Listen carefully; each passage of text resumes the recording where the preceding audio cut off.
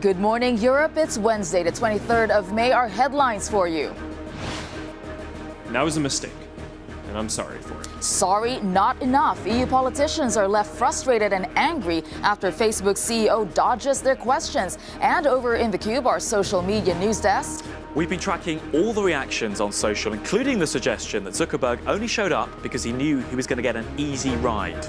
Not so fast. The U.S. president admits that historic summit with North Korea next month, well, it might not happen after all.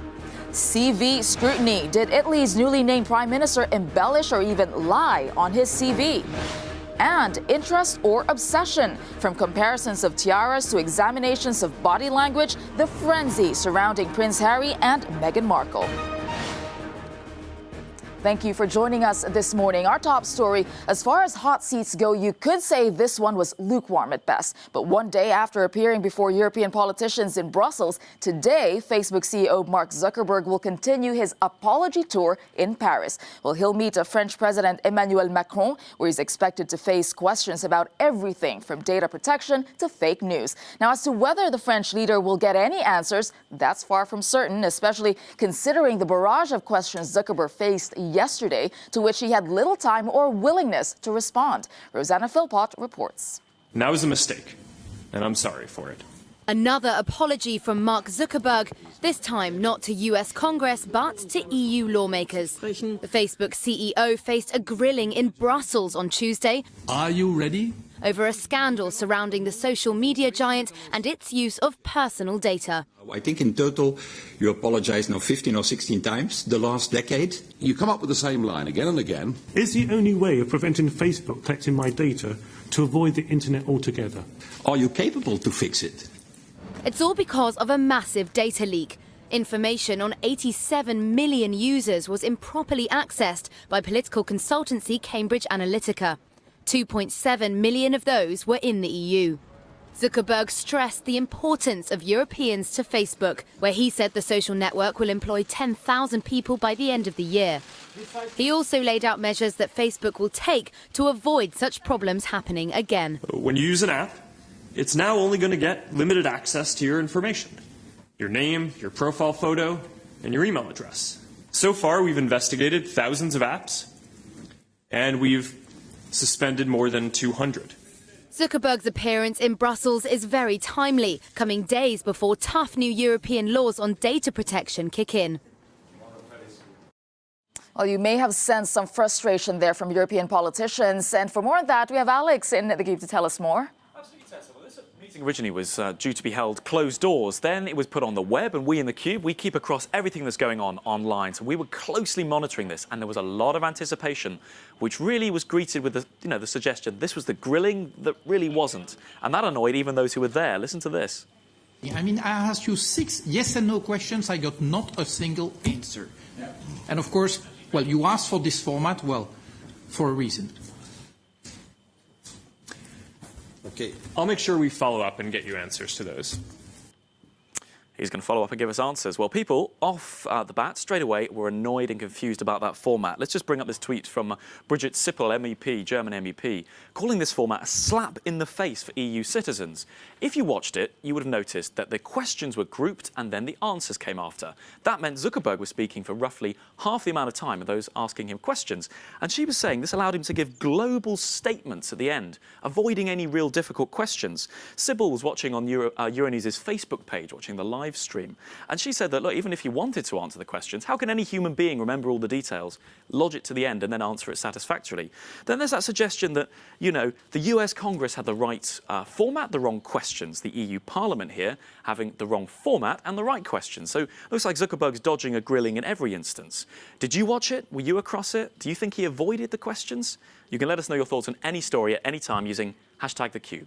Indeed, there were some visibly angry politicians there. Thank you, Alex.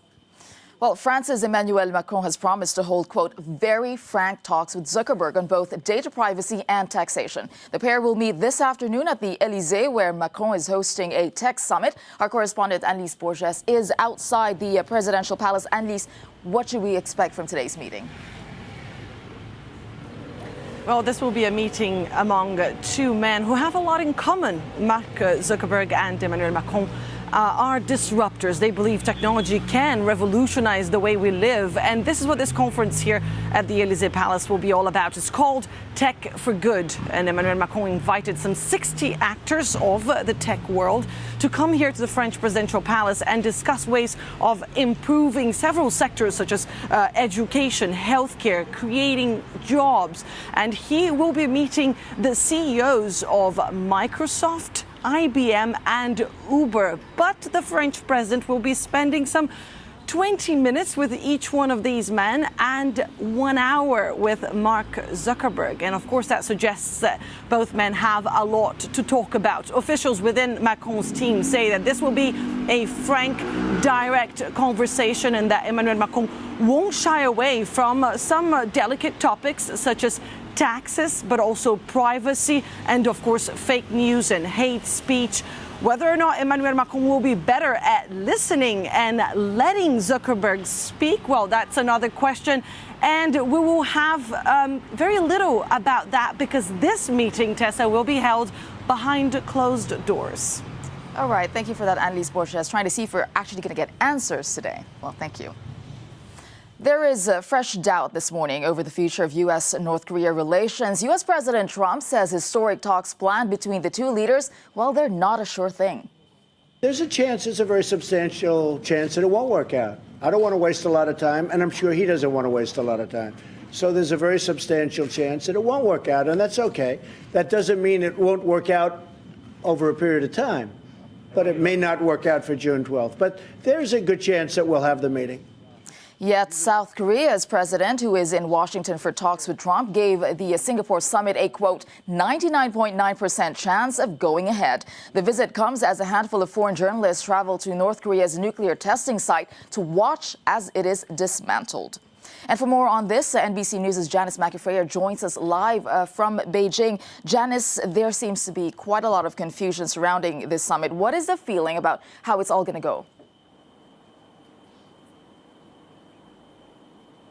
Well, Tessa, it's unclear whether President Trump's flexibility signals a change in policy or whether the administration just wants to ensure that the summit actually goes ahead.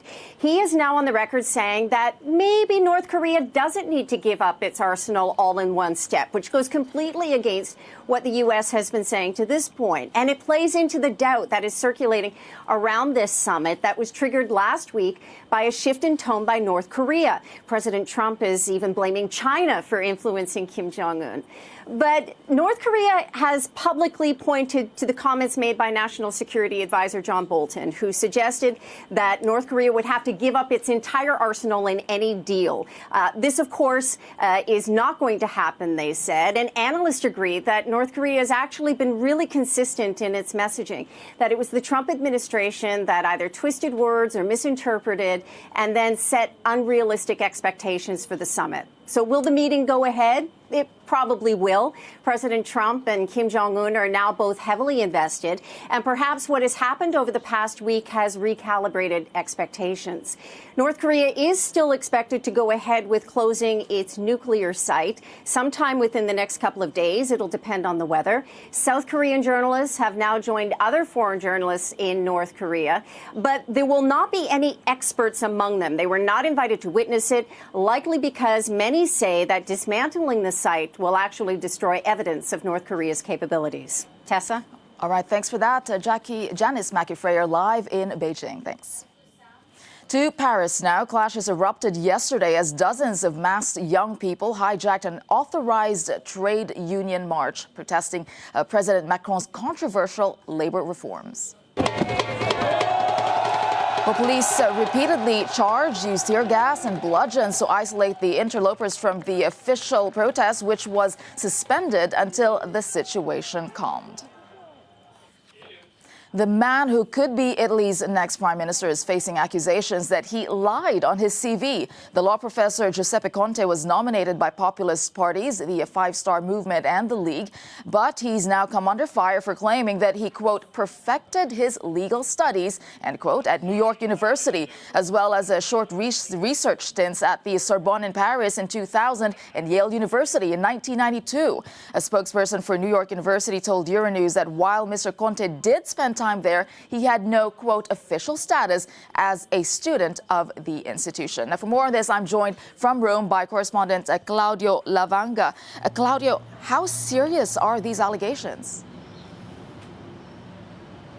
Well, let me put it this way, Tessa. If you're applying for a job and you're found that you have exaggerated your academic achievement, that will not go down well with any employer. And if the employer in this case is the government of Italy and the job is that of Prime Minister, then of course these allegations are really serious. Now, let's take a look. This is the CV of Giuseppe Conte. It is a 12 pages long document in which he says that he advanced and perfected his studies at very prestigious universities across the globe, including Yale, Cambridge, La Sorbonne, New York University, and many more. But did he? Now, I spoke to New York University myself yesterday, and they did say, as you mentioned in the intro, that he had no official status as a student or as a faculty, but they did allow him to use the library of the university between 2008 and 2014 for his own research. Does that qualify as perfecting and advancing studies at NYU? Well, barely. Now, the Five-Star Movement, of course, the movement that proposed him as a candidate for Prime Minister,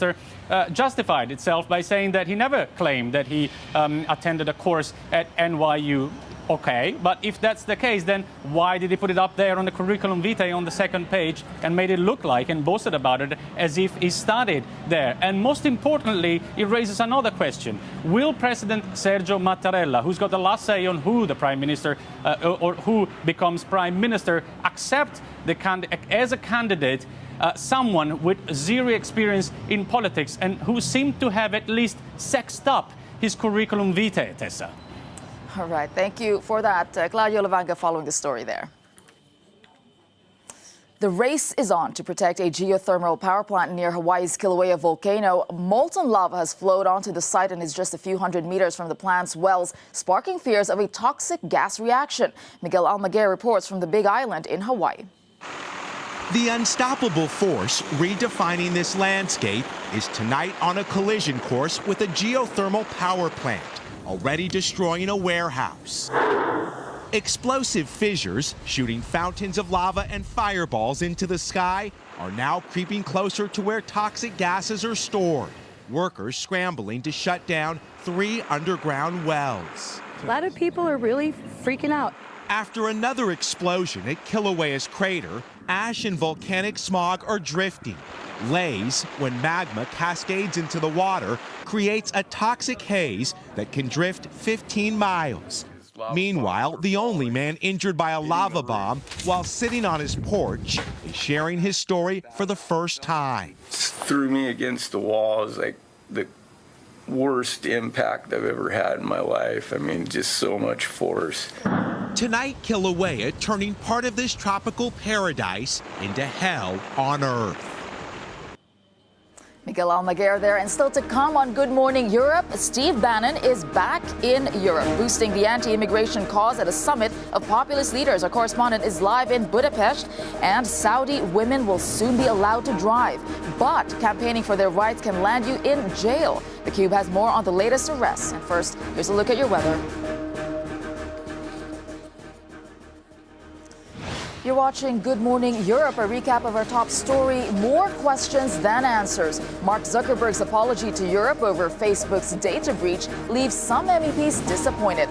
He's expected to deliver the same message in person to France's President Macron today. And now to a story we've been tracking in Saudi Arabia. A wave of activists arrests today. Now, Belle has more from the Cube. Belle, how many have been detained? Well, Tessa, last week it was 7, these 7 who had been detained.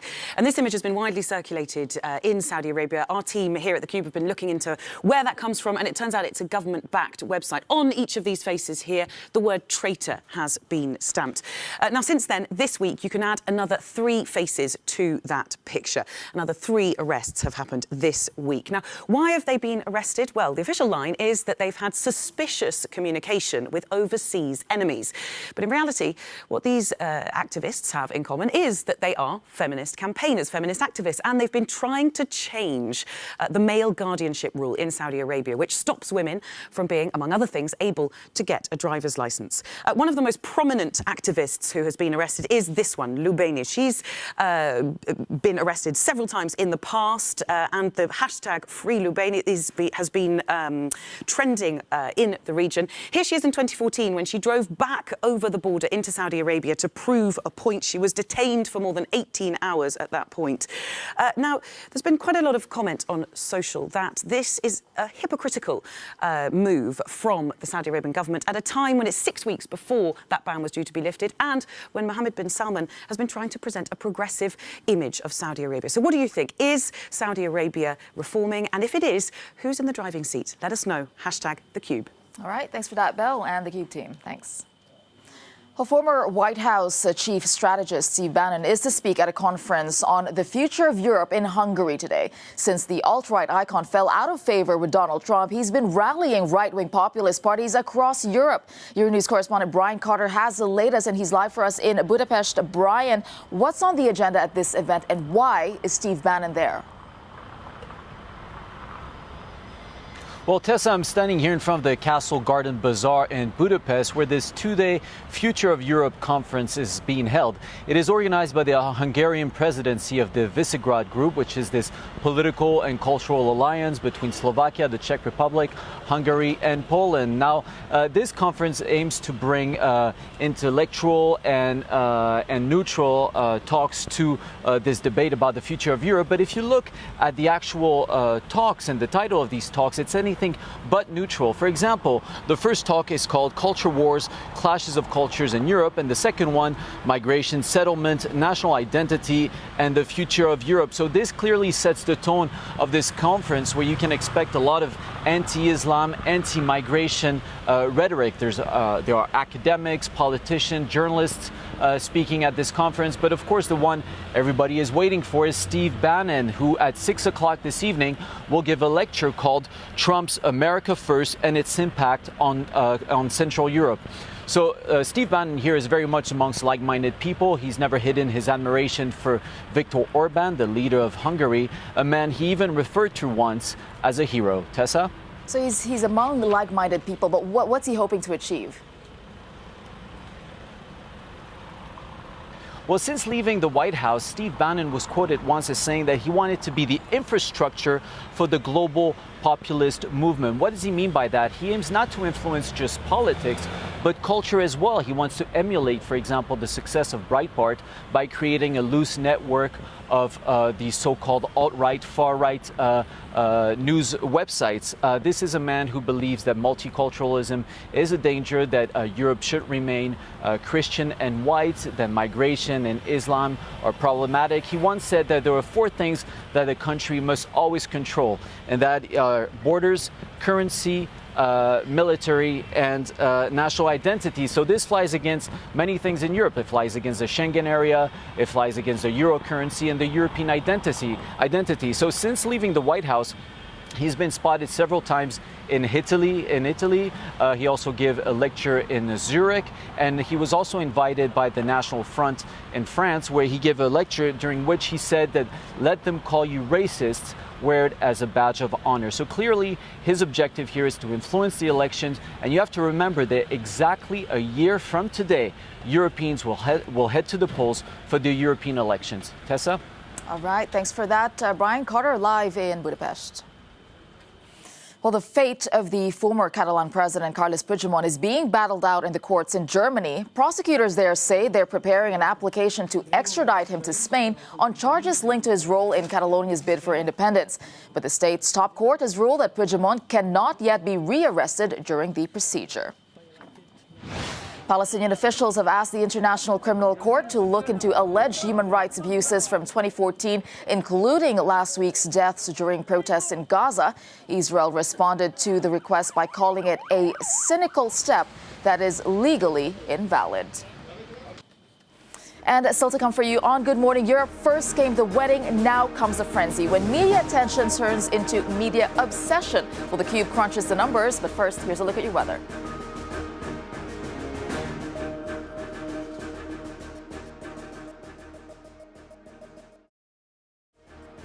You're watching watching Good Morning Europe. Welcome back. Now, as the past weeks have shown, people go crazy over royal weddings, and the last one was no different. Or was it? Was there even more obsession? Alex is crunching the numbers for us. I am, and if you thought the mania was over, now the wedding is over, think again. This is the moment yesterday that everybody is talking about.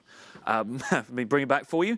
Prince Harry, Meghan Markle stepping out, their first official engagement since the wedding at Buckingham Palace. People are now talking about the hat, the bun, the dress, the nails, the tights even. People are going absolutely crazy for this. People magazine here have posted every single photograph of Meghan Markle, interesting, not Harry there, Meghan Markle, their focus, at this wedding. We move down as well.